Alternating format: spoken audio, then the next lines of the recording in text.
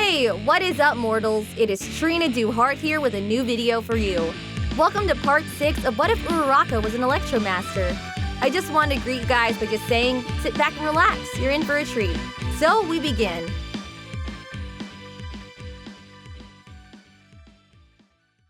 After the encounter with her older sister, 10,031 was left depressed.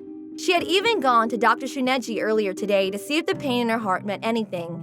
Still, she, alongside her assistant, shrugged it off as an unexpected surge of emotion, one that shouldn't affect the experiment in any way. It was 10,031's special day after all, so no delays could be carried out any longer.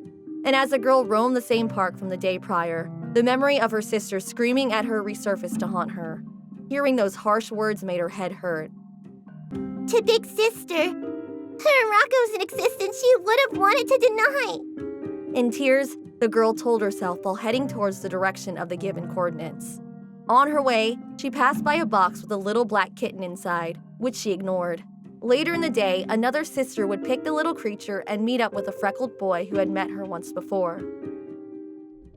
Ochako had finally arrived at the site of the Yoda supercomputer, or at least what was the last publicly revealed location. The supercomputer was often moved at least once every week, but some data should be available here to locate it. And once she was able to find it, she would mess up the calculations of that messed up simulation. After Yoda observed a life-threatening error to the Decay Ship project, which will appear in the form of a confrontation between Tomura Shigaraki and me. Repairing it will become impossible, and so will Shigaraki's evolution. The scientists relying on the supercomputer will likely fall into panic, and they may even request a recalculation. In that case, I'll make it spout out a prediction not involving my little sisters. It's true that the alternation will be found eventually, but by then, Yoda will be long gone. I'll make sure to send this whole program to bankruptcy before that, though. Once inside the facility, Railgun noticed that nobody seemed to have been there for quite a while. A layer of dust covered much of the equipment around her. It was rather strange that one of the 5 facilities capable of instant communication with any other facility in Japan was devoid of life. Even when she reached the central receiver room, it was found empty. Nobody was there either. The machinery was still on and working though. This could indeed be a trap, but Uraraka didn't have the luxury just to stand around to confirm it. Taking a seat, Ochako took out her laptop and began hacking her way into the data. No transmissions from today? There are supposed to be thousands going around daily! No, wait. There are thousands of requests being sent, but none of them are being responded to. Not just from today, but for about a month now. But upon reaching the first one sent from the list, her eyes went wide. It read, Report to the Unified Science Worship Council. Final report on Yoda's whereabouts. March 30th, 4:37. The physical form of Yoda has been terminated. Same day, 5:15. A search party is deployed. Same day, 8:32. Recovery of the remnants is carried out result of the analysis. The Yoda supercomputer was hit by a highly powerful physical blow. The main speculated culprit is the #1 hero, All Might.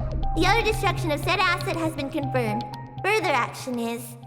Electricity soon engulfed the room and destroyed everything in its way. Why is it always you? You're always responsible for ruining my life in some sense. All Might, you just took away my final method of halting the project. Not only, but that it's now confirmed that even without the Yoda supercomputer, the experiments can still continue. Oh, that's right. Among the many new groups who adopted the experiments, one of them is nearby. The girl had gone from down to full-on unhinged in the span of a few seconds. Explosions could be seen from the outside as Ochako Uraraka destroyed everything on her way inside the facility. She wasn't in her disguise anymore, but who cared at this point?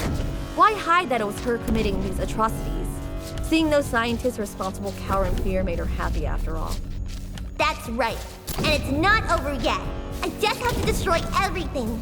This one and all the ones that come after. The machinery, the resources. I'll destroy everything from the bottom up until every trace of their greed and ambition is gone. Laughter was all that could be heard coming from the explosion's epicenter. If I do that, then eventually, I'm doing something that's convenient. How many more little sisters will die in the meantime? An apparition within the dark void of her mind manifested, making sure this question would set her off. Shut up!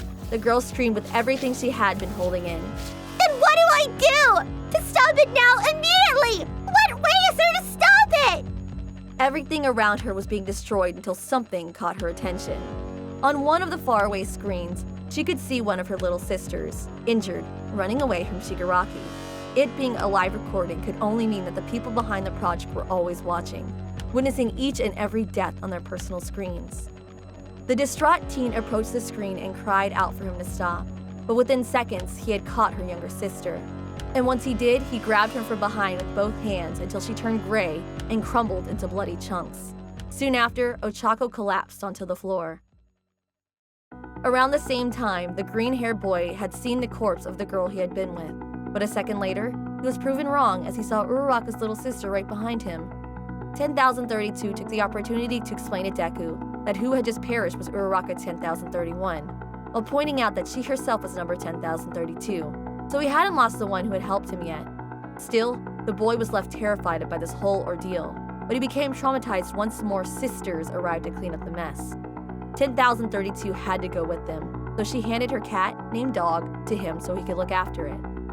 After that incident, Izuku Midoriya needed answers, so he returned to UA to find Ochako. Once at the dorm, he met up with Momo Yaoyorozu, who was happy to see him. She asked if he could deliver a few papers to Uraraka's room. They were assignments she owed for missing so many class days. He agreed to do the favor, but once he entered the room, he saw that she wasn't there. The kitten hopped off his arm and looked until it went under the bed. Midoriya tried getting Dog out of there, but before he could, he saw a big stack of papers stapled together. He took both the kitten as well as the papers out and began reading. Minutes later, he stormed out of the room, accidentally colliding with Itsuka Kendo, who was moving to the dorms at the moment. "Sorry about that, but I have to go," he said and ran off. "Wait!" Kendo shouted, but he didn't hear it. That boy with green hair sure seemed to be in a hurry. Oh well, I will have to ask him next time. But as we move these boxes to my new room, let me tell you about this video sponsor, NordVPN. Staying safe online is an ever-growing difficulty, and hackers could exploit you. NordVPN allows you to change your IP address, making you harder to track and securing your privacy. In addition to providing you with safe passage through the web, you can also expand the reach of your favorite streaming services. Are you tired of going through 2, 3, or even 4 streaming services to watch your favorite anime? Well, with NordVPN, you can change your country to be able to binge shows like My Hero Academia, Naruto, and many others on your favorite streaming service with just a press of a button. Check out the link in the description to get 72% off when buying for 2 years /$3.29 a month. This deal's for a limited time. And thank you to NordVPN for sponsoring this video. Now at Kashyyyk Bridge, Railgun was sulking in her despair. There was only one way to stop the experiments, and she didn't know if she was ready to go through with it. Why did it come to this? There has to be a way better than that to solve this. No more deaths. But if at that point the experiment doesn't stop, then... A flashback of the 2 little sisters she had witnessed being murdered appeared on her mind, and once more, the tears began to run down her face. Someone please, help me. She cried out hopelessly as she knew nobody would ever help someone like her. But soon, a familiar nya sound distracted her, so she turned to face it. There, a tiny little black kitten sat down. A cat? She questioned, just why would it come here? And as she made this question, she was stunned to see the boy that always bothered her show up. The green boy with freckles that now even had a nickname for her, Izuku Midoriya, had appeared. He seemed exhausted, almost as if he had run all the way here. "What do you think you're doing?" Ochako was taken aback by this, and instead of confessing, she decided to put up a front to make him run off like the previous times. What's this? All of a sudden you just appear before me. Whatever I decide to do is my business, alright? So stop snooping around. If you keep it up, you'll look even more like a stalker, she said, trying to appear all high and mighty. "Stop it," the boy then said in a serious tone. He wasn't playing around anymore. Stop what? I'm aware that I'm way past my curfew, so... Uraraka replied, just to be interrupted right after. In front of her, he held the experiment document she had hidden below her bed at the dorm. "I know about your little sister. The experiment's also about Tomoe Shigaraki, so let's just cut to the chase," Izuku stated without wavering. No, I've been found out? By him out of all people? How's this even... But she stopped that thought right in its tracks. Otherwise, it would show on her face for him to see. Huh? What do you think you are, eh? Just met my clone yesterday and you've already managed to figure it out. With those skills, you could give Holmes a run for his money. A stalking goody two-shoes like you isn't gonna approve of this plan, that much is certain. But if you got that, then it can only mean that you went into my room without permission, right? Uraraka pointed out while resting her back on one of the metal supports. You probably see me as the main culprit, being the one who donated their DNA map and all. So are you here to condemn me as well? On top of that, you have the guts to go under my bed to find those papers. For such a crime, you should pay with your life, don't you think? Oh well, even if the facts are skewered, the results will remain the same. That actually makes being blamed by someone else a whole lot easier. So, in the end, you must consider all I did inexcusable, huh? She told him, waiting for him to admit it. What are you on about? I was concerned about you, Midoriya exclaimed, tightening his hold on the documents in his right hand. The Electromaster could not understand why he would be worried about her. It made no sense. Clenching her fists, she hit the metal behind her and then turned to face the boy once more. I'd rather have you telling me the truth instead of this half-baked lie, you know. It's not a lie, he responded while interrupting her, tightening his grip on those papers even more. What? Tears began forming in Nailgun's eyes. This made no sense. I said that I'm telling you the truth! In full-on shout mode, he had gone. The determination in his eyes made the girl waver. She did her hardest not to break, but Deku made it almost impossible not to do so. In her moment of weakness, one that lasted for just an instant, her face revealed it all. Even though she was able to hide it right after, the boy in front of her had seen it. There was no point in hiding it anymore, so she began explaining. Those girls call themselves lab rats with a straight face. Rats, guinea pigs. They have their bodies destroyed and mutilated just for the sake of research. And when they're of no more use, whatever's left is thrown into an incinerator. Those girls understand what it means to be a guinea pig. And even though they know, they still refer to themselves as that. This whole situation is my fault, so I have to be the one who gets them out of it. After concluding this, she began to walk towards Deku. She was planning on leaving. Where are you going? If you read those papers, then you must know that there's another experiment being held tonight.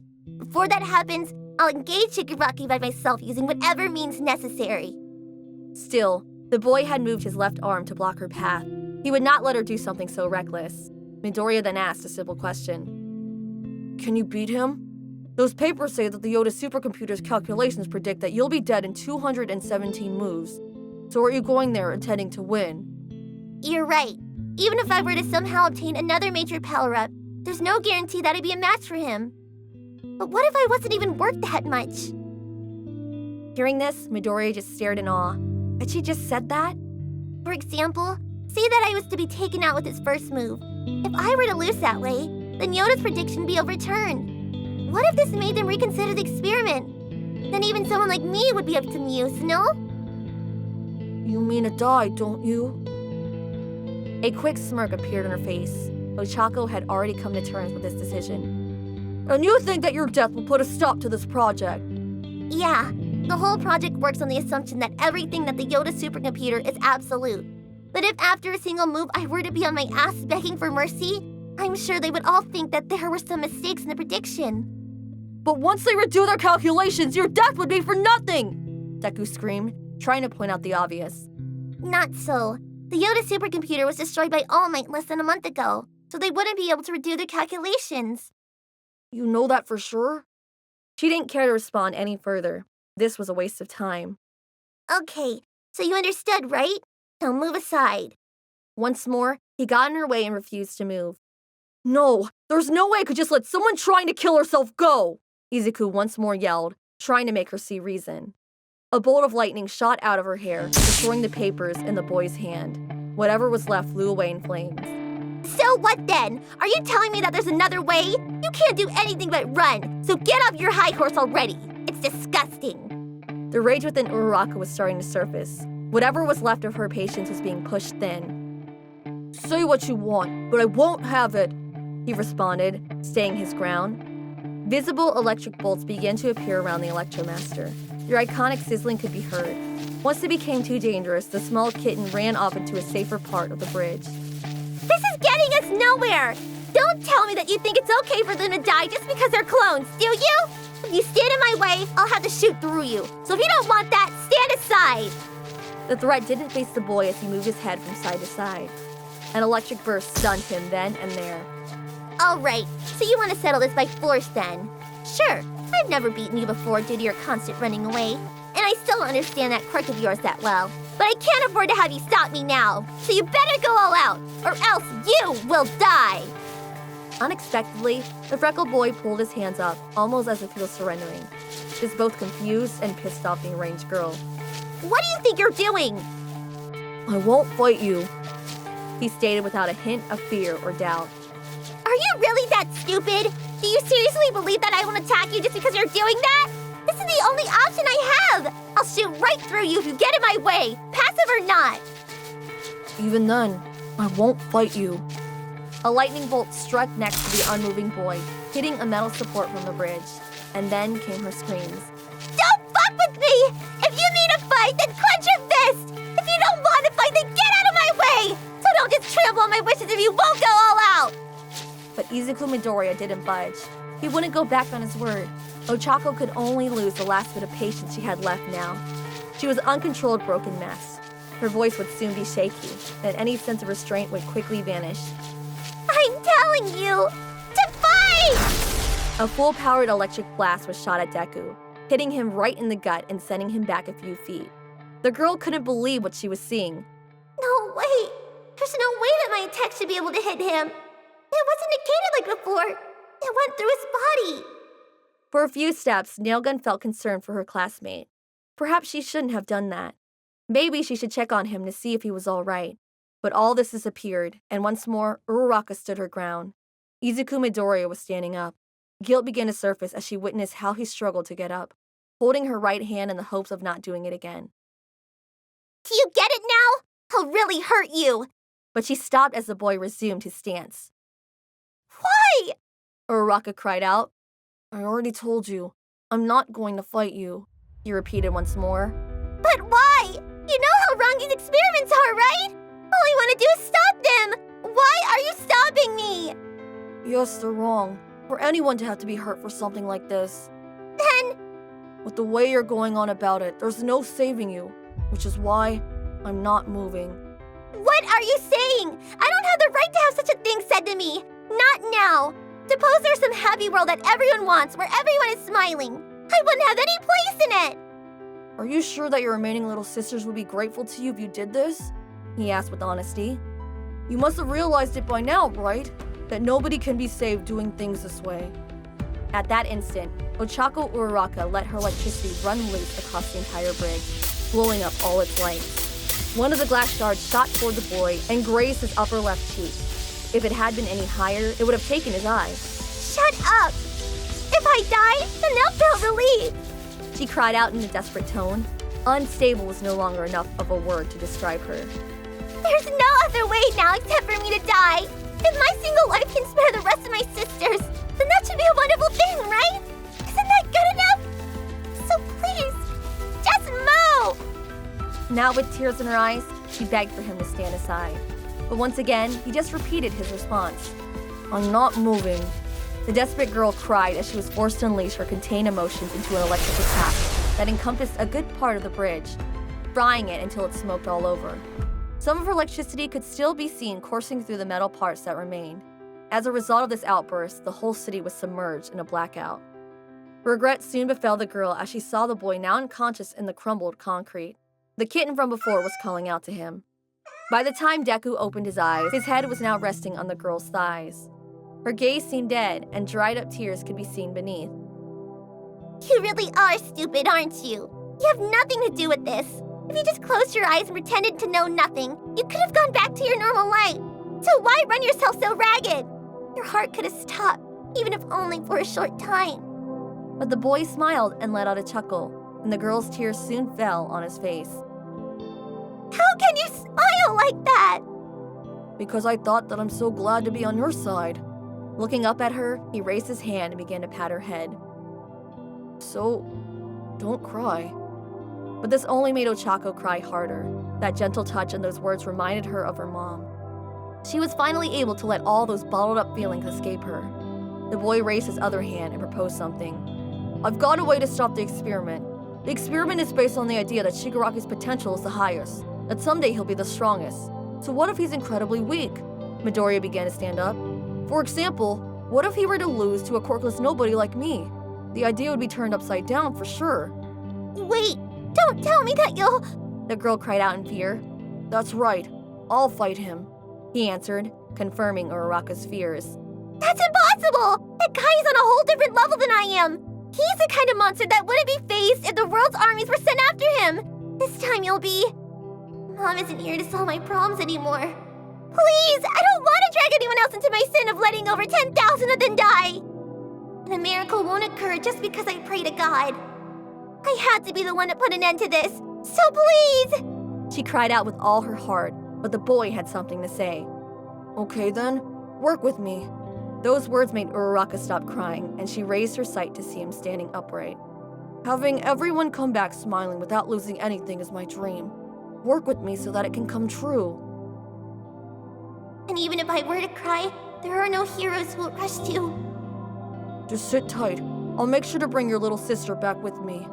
A big, heartwarming smile was then directed towards her, and the tears simply fell. That's a promise. Nailgun was unable to contain herself after all that, so she broke down as the boy ran off. The experiment would start at 8:30, so we only had 16 minutes to get there.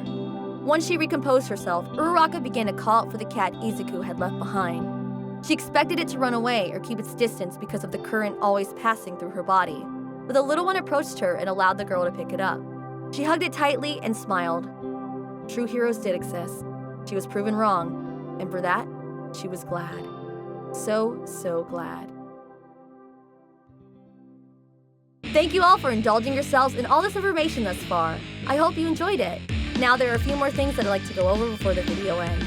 If you're in the mood for some great storytelling, We the Celestials has you covered. Our We the Celestials My Hero Academia and Naruto What If channels retell the story of their namesake anime with a twist. Check it out if you're interested. Now on behalf of We the Celestials, I'd like to thank everyone involved in today's excellent content production. Their details can be found in the description below. Lastly, if you're interested in what we do here at We the Celestials, I'd like to extend an invitation to join the team. The only caveat is that we only accept members from 16 years old to join a crew. You can sign up for whichever category fills your interest by joining the crew in Discord using the link in the description below. We're always looking for members to join us. And if you want more content from me, check out my Twitch live at Trina Do Heart, and also my YouTube and Twitter as well. Well, that's it from us for today's video, so thank you all for watching, and have a great day. Bye!